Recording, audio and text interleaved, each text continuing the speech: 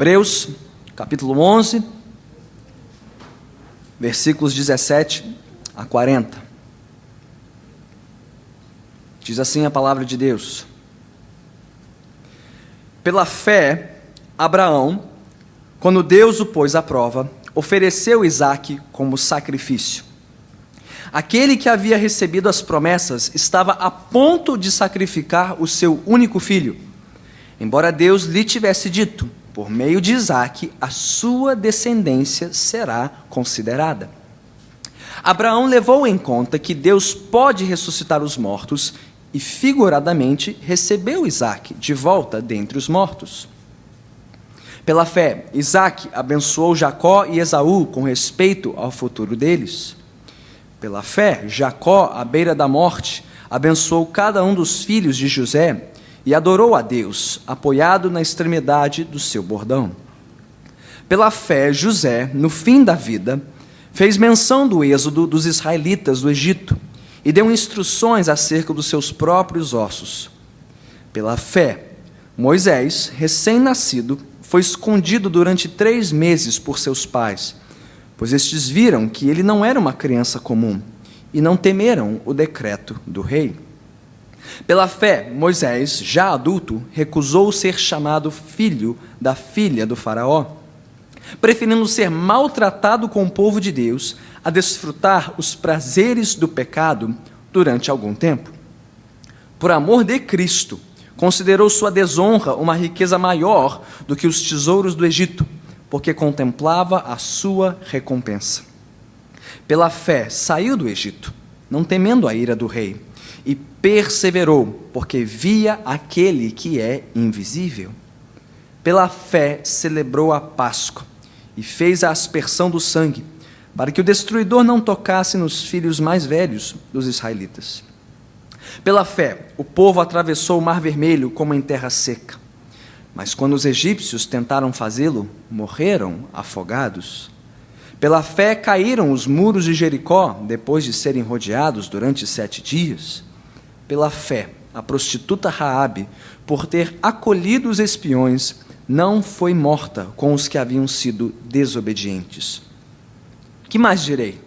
Não tenho tempo para falar de Gideão, Baraque, Sansão, Jefté, Davi, Samuel e os profetas, os quais pela fé conquistaram reinos, praticaram a justiça, alcançaram o cumprimento de promessas, fecharam a boca de leões, apagaram o poder do fogo e escaparam do fio da espada. Da fraqueza tiraram força, tornaram-se poderosos na batalha e puseram em fuga exércitos estrangeiros. Houve mulheres que, pela ressurreição, tiveram de volta os seus mortos. Uns foram torturados e recusaram ser libertados para poderem alcançar uma ressurreição superior. Outros enfrentaram zombaria e açoites. Outros ainda foram acorrentados e colocados na prisão, apedrejados, cerrados ao meio, postos à prova, mortos ao fio da espada. Andaram errantes, vestidos de pele de ovelhas e de cabras, necessitados, afligidos e maltratados. O mundo não era digno deles. Vagaram pelos desertos e montes, pelas cavernas e grutas. Todos estes receberam bom testemunho por meio da fé. No entanto, nenhum deles recebeu o que havia sido prometido. Deus havia planejado algo melhor para nós, para que conosco fossem eles aperfeiçoados. Louvado seja o Senhor. Pela sua palavra oremos. Santo Deus e Pai, nós te agradecemos por mais esta porção das Sagradas Escrituras, por este alimento divino e santo, que nutrirá agora as nossas mentes, os nossos corações, toda a nossa alma. Dispõe-nos, Senhor, para te ouvir, para compreender o que o Senhor tem a nos dizer e a nos ensinar nesta noite.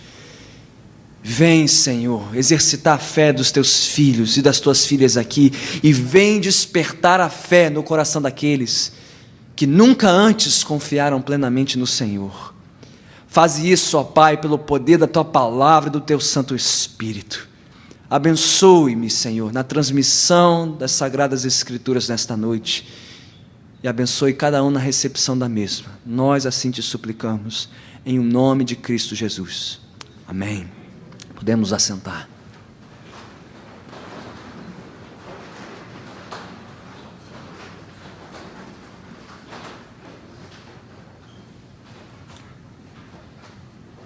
Toda crise, independente da sua natureza, representa também uma oportunidade. Tempos de crise são tempos de oportunidade. Uma crise financeira, por exemplo, nos traz a oportunidade de revermos o nosso orçamento familiar, reexaminarmos os nossos gastos e ver aquilo que é prioritário, fundamental, daquilo que é desnecessário, supérfluo. É uma oportunidade de crescermos na nossa mordomia. Uma crise conjugal, uma crise familiar, também é uma oportunidade para revermos a nossa conduta, revermos a maneira como temos nos comunicado uns com os outros e olharmos para o nosso próprio coração para ver por que não estamos nos entendendo, por que não estamos caminhando bem lado a lado. E uma crise de fé é uma oportunidade também. Crises de fé são excelentes oportunidades para nós reexaminarmos as bases da nossa fé e observarmos se temos vivido ou não à luz do que nós cremos de coração. Esta carta aos Hebreus, como nós já vimos, vez após vez após vez, foi escrita para uma igreja que estava em crise, que estava passando por uma crise de fé. No capítulo anterior ao que nós lemos, no capítulo 10, o autor, ao encorajar seus leitores a perseverarem na fé, deixa entender que muitos estavam esfriando na fé, perdendo a sua confiança no Evangelho, a ponto de alguns já terem abandonado a comunhão da igreja. Ele diz isso lá em Hebreus 10, 25. Não deixem de se reunir como igreja, como é o costume de alguns. Alguns já tinham esfriado na fé até o ponto de não mais conviverem com os que eram da fé. O autor viu nisso uma oportunidade para agir, para intervir e lembrar os cristãos hebreus de que eles tinham um motivo sim de sobra para crer e continuar confiando e perseverar na sua fé. Ele nos deixou no capítulo 10 com esta exortação: perseverem na fé, não abandonem a confiança que vocês têm. Vocês são dos que creem e são salvos, não dos que retrocedem e são destruídos. Mas aqui no capítulo 11, o autor para nos definir o que é a fé e com o que ela se parece na prática. Nós começamos a estudar esse capítulo na semana passada, vários não estiveram aqui, nosso último encontro de domingo à noite. Então vamos rapidamente recapitular o que nós vimos antes de avançarmos neste precioso capítulo. O capítulo 11 de Hebreus, os versículos 1 a 3, eles nos proporcionam uma definição simples do que é a fé. Quantos ainda se lembram dessa definição? Fé é uma certeza em ação. Ah, vocês estavam prestando atenção, que bom. Ora, a fé, disse Hebreus 11:1, é a certeza das coisas que esperamos e a prova daquilo que não vemos. Fé não é só um sentimento, fé não é só uma boa ideia, fé é uma certeza, é uma segurança inabalável, mesmo sendo de coisas que ainda esperamos, que não podemos ver com os nossos olhos. A certeza da fé é tão certa quanto aquilo no que nós cremos. E qual é o fundamento desta fé? A palavra de Deus. Pela fé, Hebreus 11:3, nós entendemos que Deus criou o universo pela sua palavra, de tal forma que aquilo que é visível foi feito daquilo que não é visível. Fé é uma certeza em ação cujo fundamento é a palavra soberana de Deus. E fé é algo que se faz, é algo que é visto, e foi visto ao longo da história. É o que disse o versículo 2. Esta fé foi vista nas gerações dos antigos. em todas as gerações da história do povo de Deus, começando lá com Abel, e Enoque, e Noé, e Abraão. Foram os exemplos de fé que nós estudamos domingo passado, na primeira metade do capítulo, o primeiro movimento deste capítulo.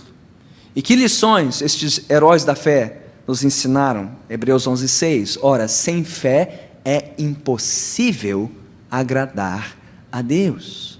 Quem busca a Deus deve crer que Ele existe sim, apesar de nós não podermos vê-lo, e que Ele recompensa sim aqueles que o buscam, apesar de ainda esperarmos a recompensa desta fé.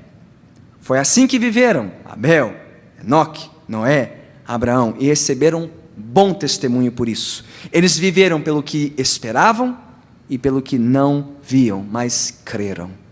E por terem crido na palavra, agiram diante de toda adversidade, diante de toda circunstância contrária à sua fé.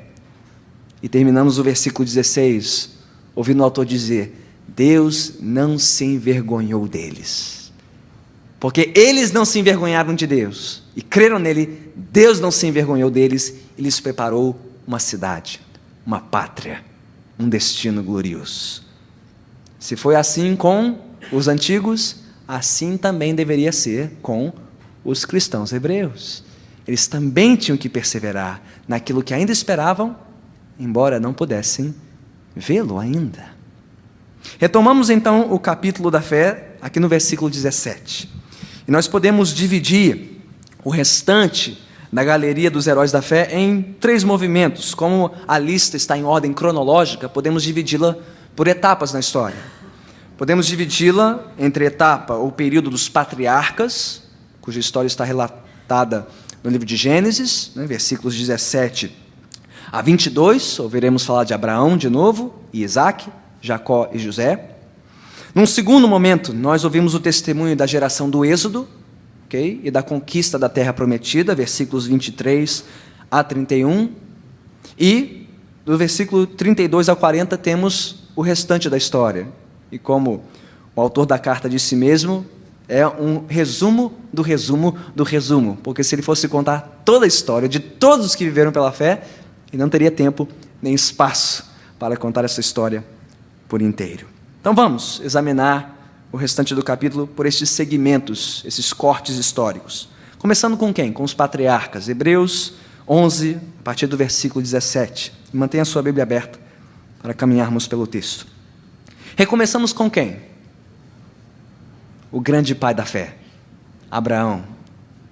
Ele é o herói da fé mais citado em toda a carta aos Hebreus e era tido na memória do povo de Israel como o pai da sua fé, o pai da fé que gerou aquela nação. Por que o autor retoma Abraão aqui, tendo interrompido momentaneamente seu testemunho sobre Abraão? Ele começou lá no versículo 8, interrompeu no versículo 13 e volta aqui no versículo 17 a falar sobre Abraão. Mas o que ele fala aqui é a parte mais importante sobre o testemunho de Abraão.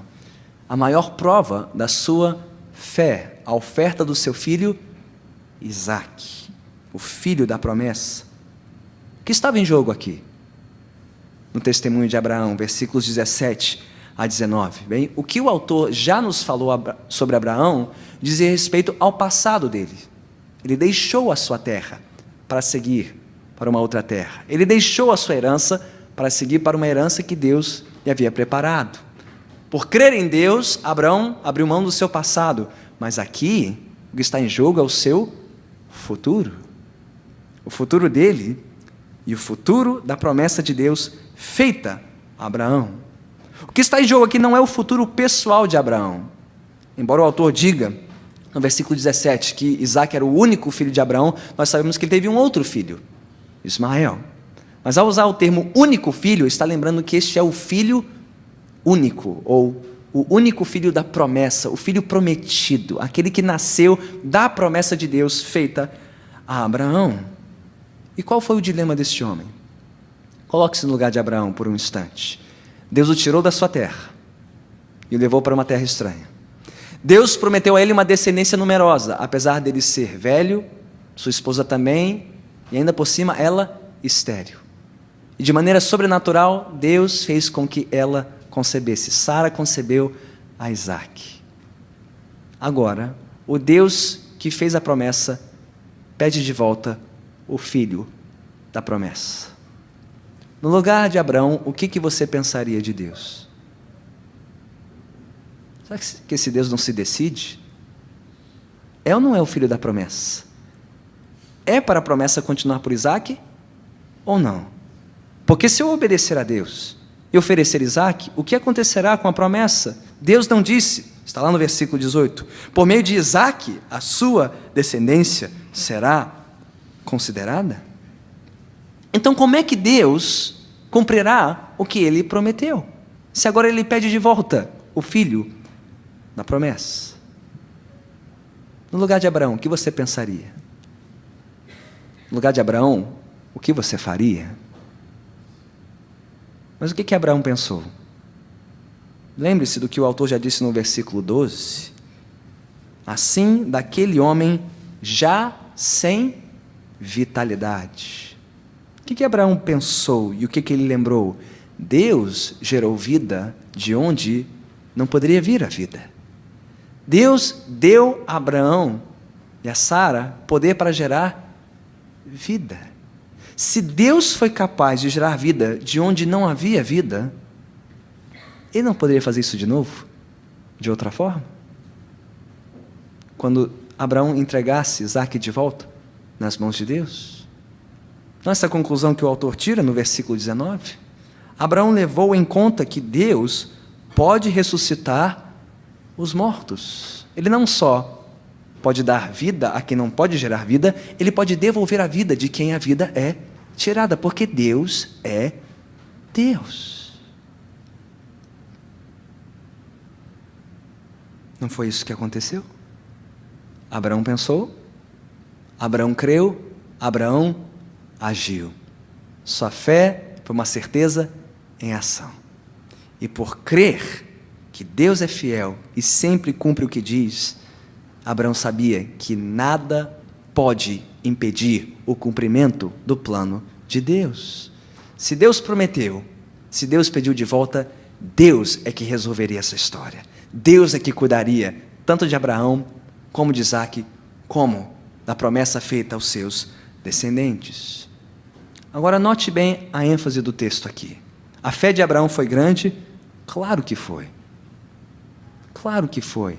Ainda mais se você levar em consideração que até aquele momento na história bíblica, ninguém jamais havia ressuscitado dentre os mortos. Então como é que Abraão poderia crer numa coisa dessa? Mas ele creu.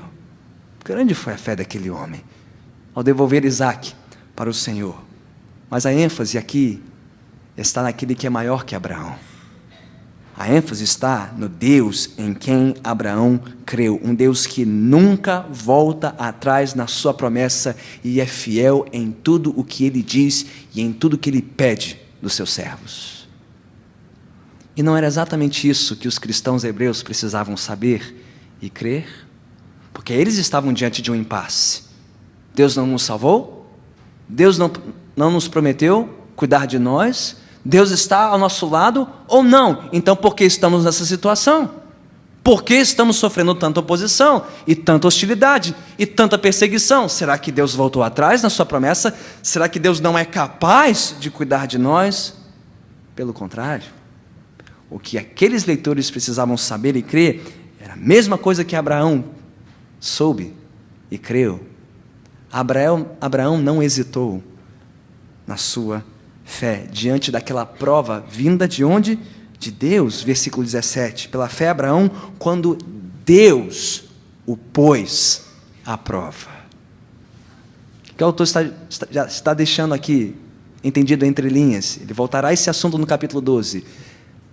Cristãos hebreus, se vocês estão sendo colocados à prova, é porque Deus está no controle dessa situação, para que vocês aprendam o que Abraão aprendeu, que Deus pode livrar quem Ele quiser, como Ele quiser, e se for o caso, pode até dar vida de volta aos mortos.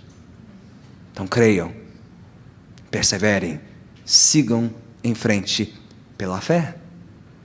Foi assim com Abraão, foi assim com seus descendentes, versículos 20, 21 e 22. Pela fé, Isaque abençoou Jacó e Esaú com respeito ao futuro deles. Do que constituiu o ato de fé do filho de Abraão, Isaque? Você se lembra de Jacó? Você se lembra de Esaú? Aos seus olhos eles lhe parecem filhos abençoáveis? O mais velho, abrindo mão da bênção da primogenitura, o mais novo, usurpando a bênção do seu irmão maior, e uma briga se instalando no seio da família da promessa. Como é que Deus vai cumprir a sua promessa com filhos assim? Mas Isaque creu, confiou no Senhor, abençoou seus filhos e não voltou atrás, porque ele sabia que Deus é fiel à sua promessa. Se Deus disse que daria seguimento à promessa, então ele creu e abençoou seus filhos com respeito ao futuro deles. Continuando com Jacó, versículo 21, pela fé Jacó, à beira da morte, abençoou cada um dos filhos de José e adorou a Deus apoiado na extremidade do seu bordão. Por que o autor cita aqui a bênção de Jacó sobre os seus netos? Porque Jacó também abençoou seus filhos, mas o episódio citado aqui é da bênção proferida sobre os netos de Jacó, os filhos de José, Manassés e Efraim. Vocês talvez não conheçam o episódio, de como Jacó pediu que José, seu filho predileto, trouxesse à sua presença os seus filhos, os netos de Jacó, Manassés e Efraim. E num ato diferente do costume da época, o que Jacó fez? Ele trocou a bênção. Ao trocar as mãos, abençoando primeiro o mais novo, Efraim, e depois o mais velho, Manassés. O que Jacó estava fazendo com isso? Ele estava repetindo o ato de Deus, porque Deus havia abençoado Jacó, o mais novo, antes de Esaú, o mais velho. O que Jacó estava dizendo? Deus continuará abençoando como Ele quer abençoar. O plano de Deus prevalecerá. Eu creio que Deus age assim, então é assim que eu vou agir com os meus netos. E apoiado sobre o seu bordão, espécie de cajado, ele louvou a Deus. Mesmo ainda não vendo o cumprimento da promessa, ele sabia que Deus cumpriria o que prometeu. E o que dizer sobre José? Versículo 22. Pela fé, José, no fim da vida, fez menção do êxodo dos israelitas do Egito e deu instruções acerca dos seus próprios ossos. O que constituiu o ato de fé de José? Ele estava no Egito. Não havia nenhuma perspectiva para que a família dele voltasse para Canaã. A fome ainda estava sobre todo o mundo antigo. Eles tinham prosperado e crescido e se multiplicado lá. Mas Deus não disse que os levaria de volta para sua terra. Deus não disse que os abençoaria não no Egito, mas em Canaã. Então José creu e deu instruções antes da morte: leve os meus ossos para a terra prometida. Ele também creu e confiou e agiu com base no que esperava, embora não pudesse ver. Foi assim em geração após geração, na vida dos patriarcas. Eles viveram e morreram pela fé, porque creram na palavra de Deus e na promessa de Deus. E assim também deveria ser com os cristãos hebreus. Porque o que eles viam ao seu redor depunha contra a sua fé. Como assim Deus vai nos livrar? Como assim Deus vai proteger a sua igreja? Como assim com um César desse, com uma oposição dessa, com uma perseguição dessa? Como assim? Mas como é que foi no passado? Assim deveria ser no presente. Vivam pela fé no que Deus prometeu, esperem nele, sigam adiante. Foi assim com os patriarcas, foi assim com as próximas gerações também. Moisés, versículo 23. Começamos com um testemunho pessoal da sua família, os seus pais, que enxergando no seu filho um propósito divino, o que eles fizeram? Eles temeram mais a Deus do que ao faraó, que ordenou a morte de todos os filhos dos hebreus. Eles temeram mais o decreto de Deus do que o decreto do rei. Por que isso é importante? Porque os cristãos hebreus estavam numa situação em que alguns decretos estavam sendo emitidos pelo rei de Roma, César, contra a igreja. O que o autor está dizendo entre linhas? Façam o mesmo, temam mais a Deus do que aos homens. Temam mais o decreto de Deus do que o decreto de qualquer rei humano. Foi assim com os pais de Moisés, foi assim com o próprio Moisés. Versículo 24. Pela fé, Moisés, já adulto, recusou ser chamado filho da filha do faraó, preferindo ser maltratado com o povo de Deus a desfrutar os prazeres do pecado durante algum tempo. Por amor de Cristo, considerou sua desonra uma riqueza maior do que os tesouros do Egito, porque contemplava a sua recompensa. Pela fé saiu do Egito, não temendo a ira do rei, e perseverou, porque via aquele que é invisível. O testemunho aqui da vida de Moisés diz respeito aos eventos antes do êxodo. Diz respeito ao que aconteceu com ele quando, no início da sua vida adulta, ele viu um hebreu, um compatriota, sendo espancado por seu algoz egípcio. Coloque-se no lugar de Moisés. De que lado ele deveria ficar? Afinal de contas, ele foi criado no palácio do faraó. Faraó era dono do pedaço. Só havia futuro para os descendentes e herdeiros de Faraó. Porque ele cometeria a insanidade de abandonar o conforto do palácio de Faraó para se compadecer e se solidarizar de um hebreu que estava sendo espancado? O autor da resposta: em vez de ser considerado filho da filha do faraó, ele preferiu tomar partido com o povo de Deus, ser maltratado, considerando a desonra do seu povo uma riqueza maior do que todos os tesouros do Egito. E quando o faraó soube do que ele tinha feito contra o egípcio, matando, ele não temeu faraó, mas temeu a Deus. Por que isso é importante? Porque os cristãos hebreus estavam nessa encruzilhada. De que lado nós ficamos? De César ou de Cristo?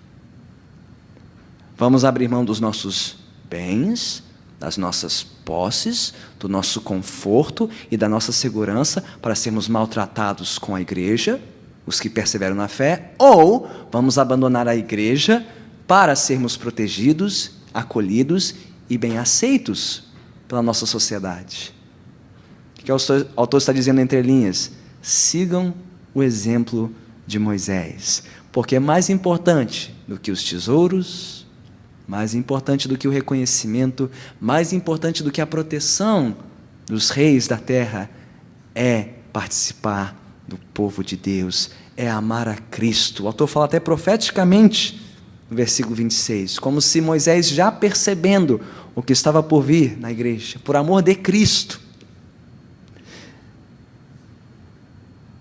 ele se solidarizou do povo de Deus, escolheu ser maltratado, desonrado, destituído da herança de Faraó, por amor de Cristo e do seu povo. Porque, ele diz, versículo 26, porque contemplava a sua recompensa, o que ele ainda esperava. E versículo 27, pela fé saiu do Egito, não temendo a ira do rei, e perseverou, porque via aquele que é invisível. Ou numa tradução melhor, ele manteve os olhos fitos naquele que é invisível, Deus. Moisés foi mais um daqueles que viveu pela certeza do que ainda esperava, mas não podia ver. Assim como foi com Moisés, assim deveria ser com os cristãos hebreus, rejeitando as facilidades, rejeitando a aprovação da sua cultura, rejeitando a proteção de César, para participar dos sofrimentos de Cristo e do seu povo. Não abandone a igreja, não abandone o povo de Deus, não abandone o cristianismo, não abandone o evangelho, siga em frente, custe o que custar. Foi assim com Moisés, foi assim com o povo de Israel, versículo 28. Tal qual Moisés e a nação de Israel, que celebraram a Páscoa. Por quê? Porque eles creram que Deus os livraria e os seus filhos da destruição do Egito. Deus proveria o sacrifício, Deus cuidaria deles, Deus os protegeria, não Faraó, Deus, o Deus de Abraão, de Isaque e Jacó. Ele era a sua segurança, Ele era o seu protetor. Por isso, obedeceram a Deus ao celebrar a Páscoa. Não foi assim no restante da história, versículo 29. Pela fé, este povo também atravessou o Mar Vermelho, mesmo sendo perseguido pelos mesmos algozes egípcios. Deus de novo provou a sua fidelidade. Deus de novo protegeu o seu povo. Quando chegaram em Canaã, mesma coisa, versículo 30. Se depararam com um povo hostil, estranho, que estava ocupando a terra prometida. Se depararam com Jericó, uma fortaleza. Eles deveriam voltar atrás, retroceder? Não, eles fizeram o que Deus mandou, cercaram a cidade 7 vezes e Deus os honrou, Deus lhes deu a terra, porque eles agiram com fé. Então ele fecha com o versículo 31, que é uma joia preciosa. Eu digo isso por quê? Porque você não precisa ser um grande Moisés, um grande Abraão para ser um grande herói da fé. Você pode ser como Raabe, uma prostituta e merecedora da graça de Deus, mas porque ela creu, Deus também a honrou. Já notou isso? Noé, Abraão, Moisés, homens de fé, Raabe.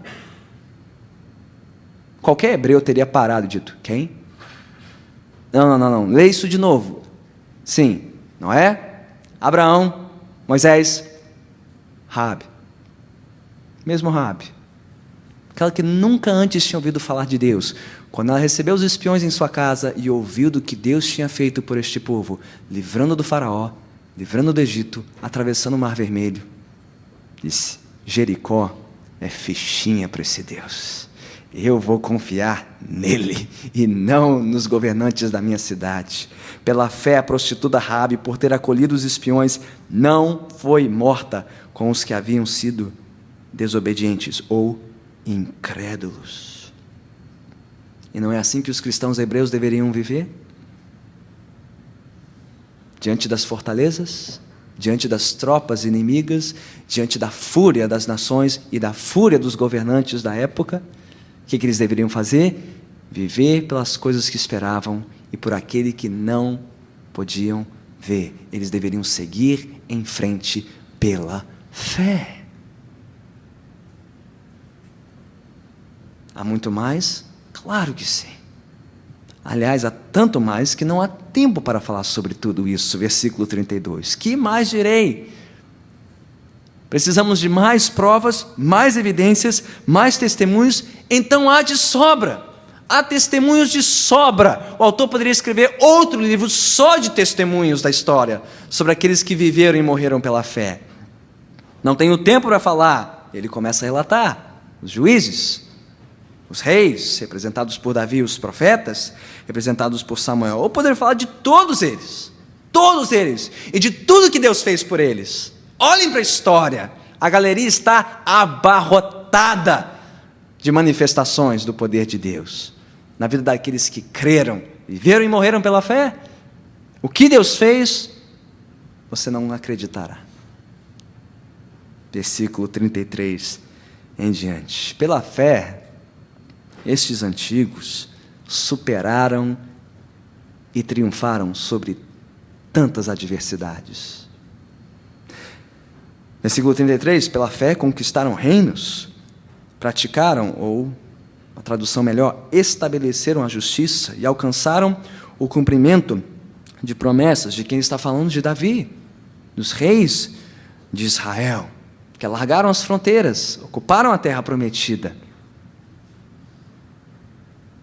estabeleceram um reino de justiça sobre aquela terra. Que mais? Fecharam a boca de leões, apagaram o poder do fogo e escaparam do fio da espada. De quem você se lembra? Daniel, seus amigos e outros profetas libertos também da morte. Que mais? Da fraqueza tiraram força, tornaram-se poderosos na batalha e puseram em fuga exércitos estrangeiros. Lembre-se de Sansão.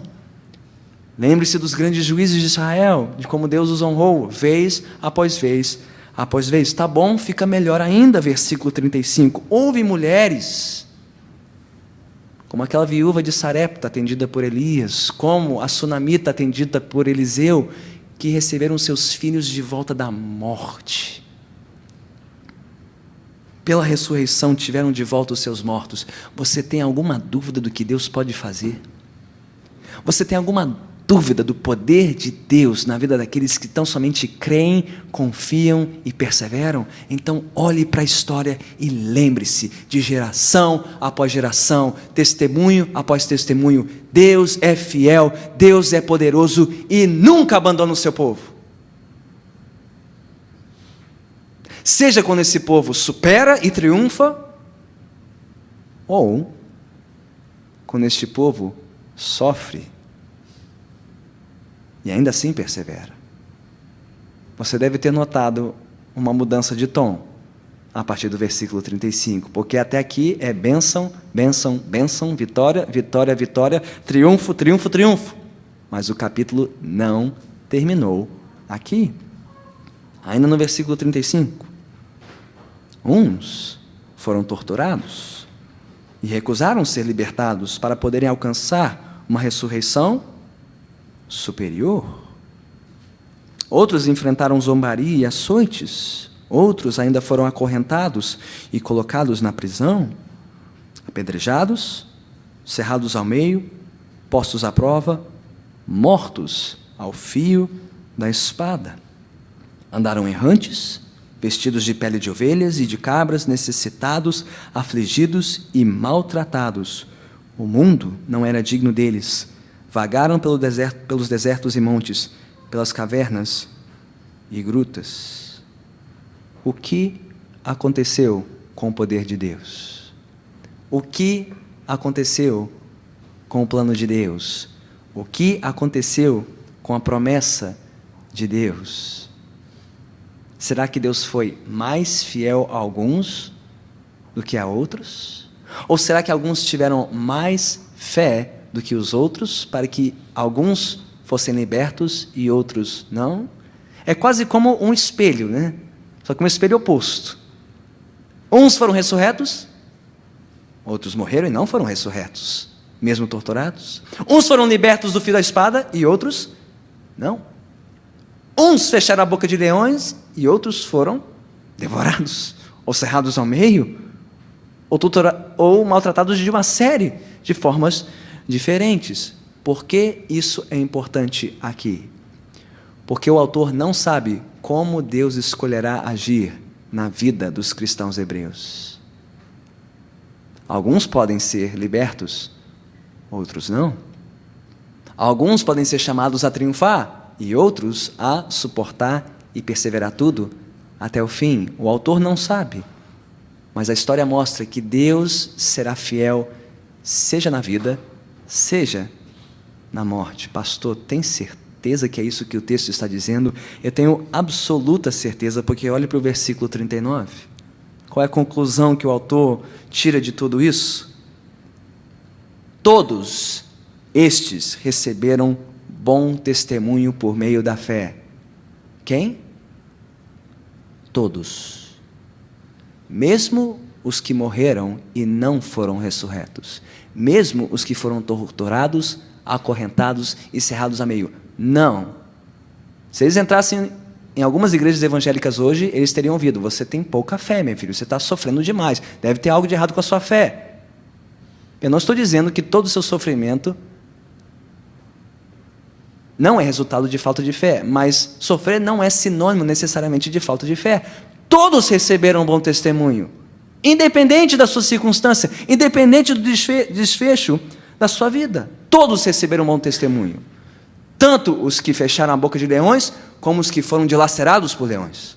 Tanto os que fugiram da espada, como os que foram mortos ao fio da espada. Todos receberam. Mas note o que diz o restante do versículo.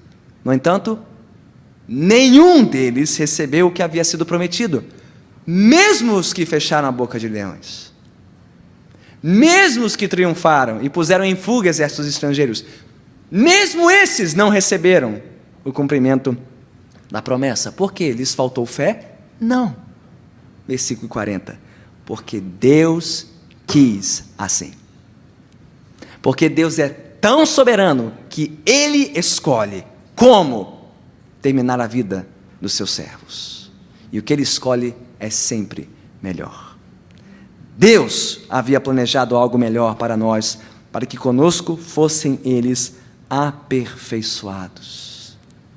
Deus não só preparou algo melhor, uma recompensa melhor, uma pátria, uma cidade celestial, Ele já disse isso no versículo 10, no versículo 16, mas Deus planejou algo melhor, para que nenhum desses, nem Abraão, nem Noé, nem Moisés, nenhum desses provasse do que Deus tinha planejado e preparado para toda a sua igreja, para nós, os que estamos sendo aperfeiçoados ou incluídos na obra perfeita de Jesus Cristo.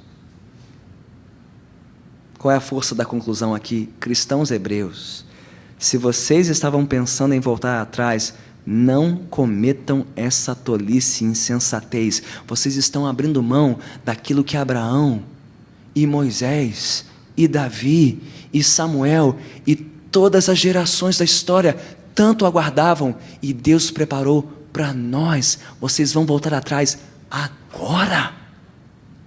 Vocês vão mudar de ideia agora. Vocês vão mudar de lado agora. Pelo amor de Deus e Cristo Jesus, não cometam essa tolice, porque Deus preparou o melhor para nós, para todos nós desfrutarmos juntos dessa recompensa em Cristo Jesus. Não é hora de voltar atrás, muito menos para o judaísmo, porque os heróis da fé de Israel, todos aguardavam por isso aqui que Deus nos deu em Cristo Jesus, como a igreja de Deus. Não voltem atrás, não abandonem o barco, fiquem firmes no Senhor, quer vocês sejam libertos ou não, poupados ou não, Deus sabe o que faz. Fiquem firmes, confiem nele, olhem para o Senhor, sigam em frente, Ele é fiel. Chegado ao fim do capítulo, eu preciso perguntar novamente: e você? E você? Será mais um desses que receberá bom testemunho da fé, como os antigos receberam? Você está fazendo o mesmo? Está vivendo pela fé e continuará vivendo a partir daqui pela fé no Senhor? Você está vivendo pela fé no Senhor e na sua palavra, ou pela fé em si mesmo? Vimos isso na semana passada. Quem não vive pela fé em Deus e pela fé na sua palavra, está vivendo pela fé em si mesmo. E isso pode se expressar de uma de duas maneiras: tanto de uma forma pessimista, como de uma forma otimista. E nós veremos que são dois lados da mesma moeda. Se você está vivendo de forma pessimista, cínico, incrédulo, ansioso, angustiado, não tem jeito, pastor, a coisa ficou ruim de vez, não tem saída, estamos em apuros, só vai piorar, ai meu Deus, ai minha vida. Se é assim que você está pensando e falando e vivendo, pode ser que por crer tanto nos seus esforços e por ver agora o fruto dos seus esforços sendo frustrados, você está achando que não tem mais nada que Deus possa fazer. E isso é uma espécie de autoconfiança. Bem, se eu não pude dar jeito na coisa, quem é Deus para dar jeito na minha vida?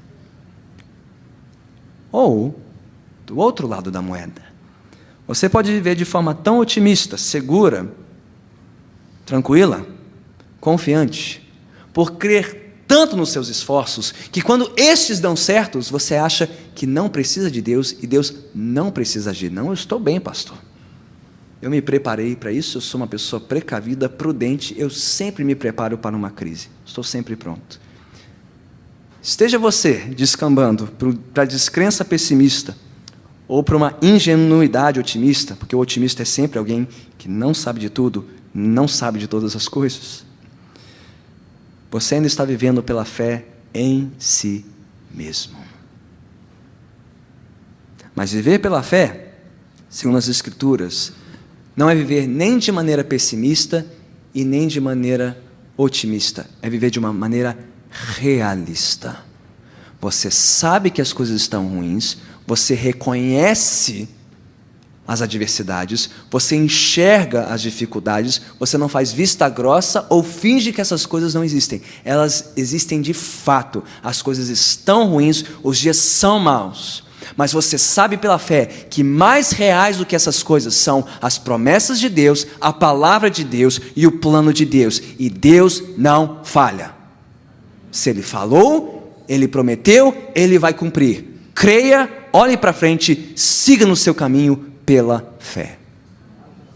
Isso não é ingenuidade, isso não é otimismo, isso é realismo bíblico. E foi assim que todas as gerações do povo de Deus viveram, pela fé. Agora, se você está vivendo pela fé, você está perseverando pela mesma fé, diante das adversidades da jornada cristã? Todos aqui notaram, ao longo deste capítulo, que não houve uma única geração do povo de Deus, mencionada pelo autor, que tenha aprendido a viver e a perseverar pela fé, independente de provações e tribulações. Você notou isso? Abel teve que encarar Caim. Enoque viveu numa sociedade violenta e perversa. Noé, ridicularizado pela sua fé. Abraão teve que lidar com a sua debilidade física, a oposição dos cananeus e a prova de Isaac. E assim sucessivamente. Moisés no Egito, povo da conquista em Canaã, todos tiveram que enfrentar alguma adversidade. Alguns tiveram um fim mais favorável, menos penoso. Outros, não. Mas todos tiveram que aprender a viver e perseverar pela fé diante das adversidades. Isso nos ensina uma grande lição. A primeira nós já dissemos, a adversidade não é sinônimo de falta de fé. Isso é uma aberração incompatível com as Escrituras Sagradas. Se você sofre, não quer dizer que você tem pouca fé. Pode ser o contrário.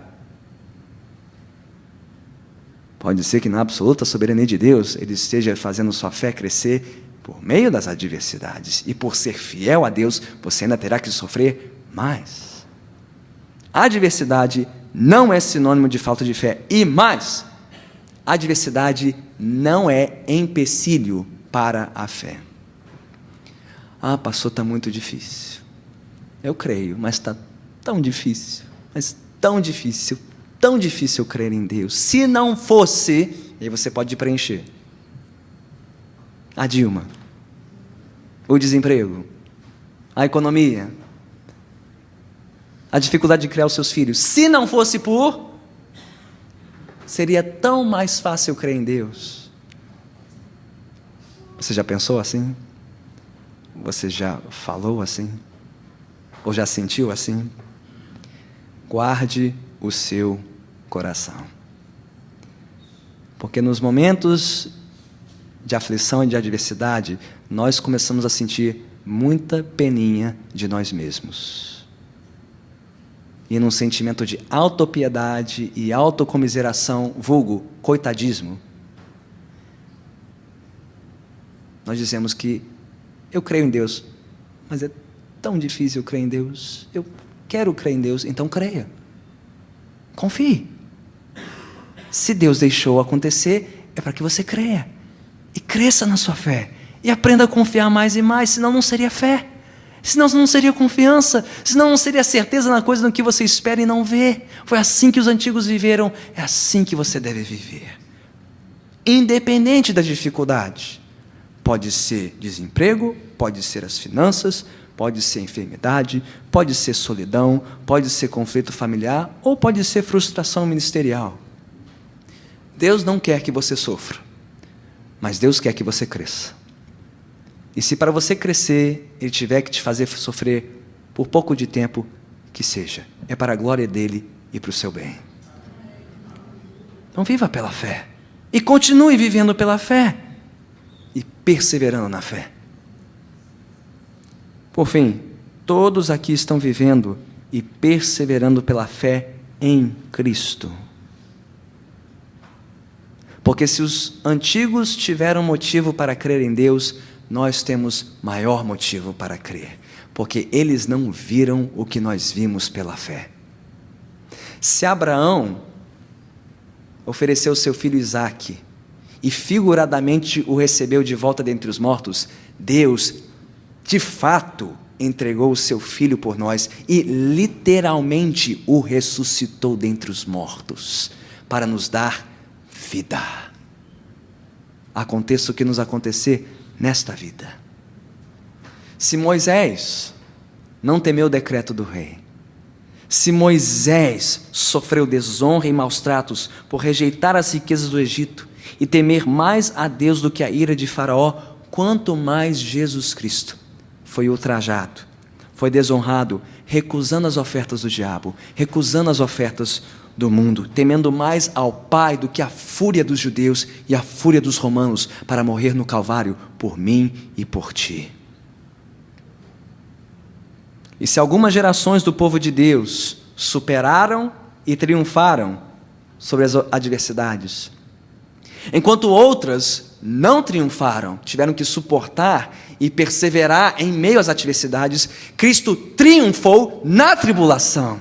Ele superou ao suportar a agonia da cruz. O caminho da sua glória foi o caminho da vergonha do Calvário.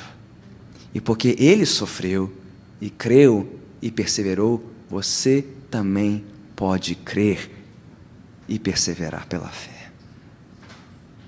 Porque Cristo foi adiante de nós, porque Ele é o autor e o consumador da nossa fé, aconteça o que lhe acontecer. E como autor de Hebreus, eu não sei o que vai te acontecer. Eu não sei que tipo de provações e tribulações te aguardam, mesmo ao sair por essas portas. Eu não sei, mas Deus sabe. E Ele sabe mais e Ele sabe melhor, para que você e eu aprendamos a crer e a viver pela fé. Até o dia em que estaremos todos reunidos e aperfeiçoados, com todos os santos em glória, louvando ao autor e consumador da nossa fé. Vamos orar.